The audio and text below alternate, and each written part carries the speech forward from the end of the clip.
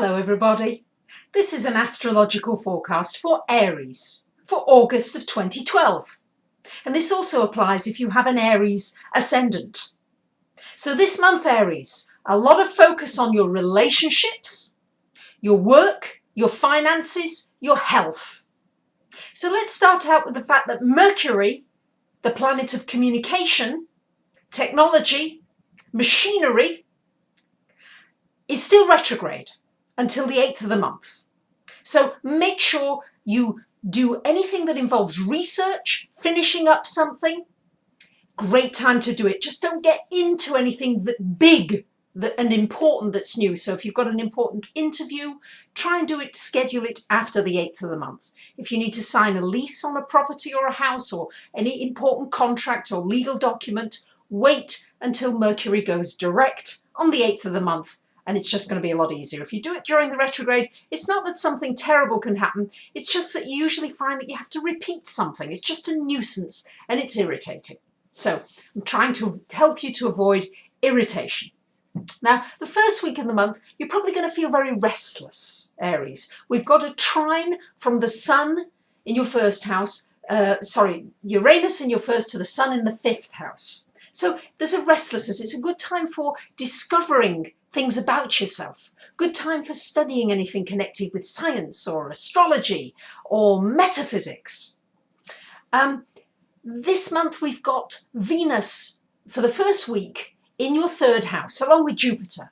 So wonderful time to really explore your social life. Get out and about. In fact, see the beauty around you. Venus is always about noticing the beauty in your environment. Instead of seeing things you don't like, focus in on the things that you do like. And boy, they're going to grow. So I would imagine if you need to network or you need to transmit information or share anything far and wide, that first week of the month while Venus is there with Jupiter, this would be a very good time to do that.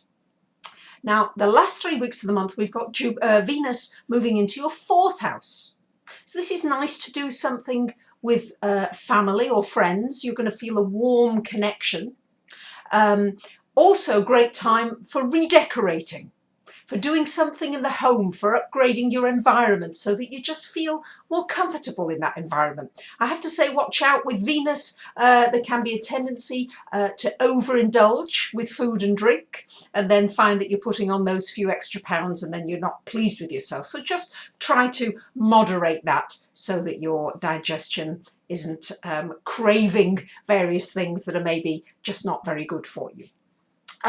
We've got Mars for most of this month, the first 3 and a bit weeks of this month in the 7th house, opposite this Uranus.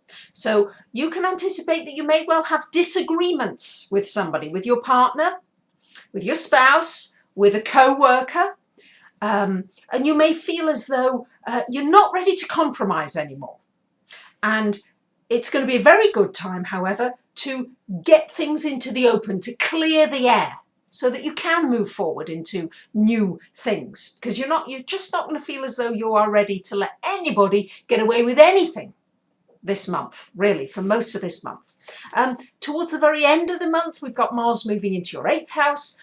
This is a time when there could be disagreements with somebody regarding resources. It's not a good time to get a loan, and be careful not to waste money or resources towards the end of the month.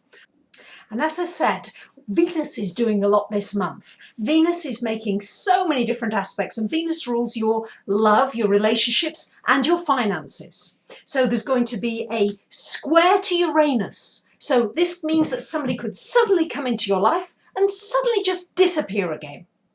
We've got a trine with Neptune, which means you may feel as though you have found your soulmate. You may. But it may also be an illusion, so go very carefully and slowly. Not that Aries can ever go that slowly.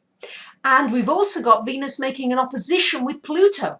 So this brings some intense experiences into your life, something even maybe quite obsessive. For you, it's between your 4th and your 10th houses, so maybe some kind of a power struggle with home and family and career and work, these two being in opposition. And you may need to find ways of bringing more balance into your life rather than being too obsessed with one and not paying enough attention to the other. The very last week of the month, we've got a Sun trine to Pluto from your 6th to your 10th houses, which is very good time for making a good impression on somebody and also for getting a lot of work done. So there you have it, Aries. We've still got this backdrop of the square from Pluto to Uranus all month, very strongly from your 10th to your 1st house. So for those of you that really feel as though working for somebody else is no longer possible for you, or you need more autonomy within your job, this is probably going to start to come through, and you're probably just going to feel, I need to break out. I need to be more free. I need to be doing what it is that I want to do rather than feeling so controlled by authority figures in your life. There's certainly going to be some rebellion from you, Aries, about people who are in control or have got authority over you in your life.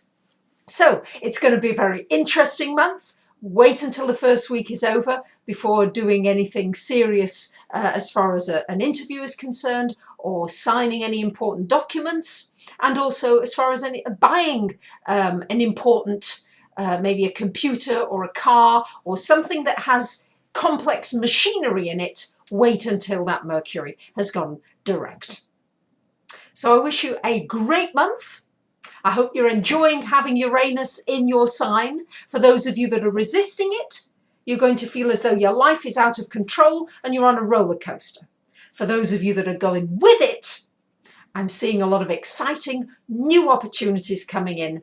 And I think that new people, new financial opportunities, new work opportunities, new opportunities to develop yourself in new ways and to become that individual that you really are. No more hiding. Time to come out. Thank you for listening. Thank you for subscribing. Thank you for favoriting my videos and tweeting them. And of course, thank you for getting in touch, those of you that do come for readings. I'm always delighted to hear from you. Bye for now.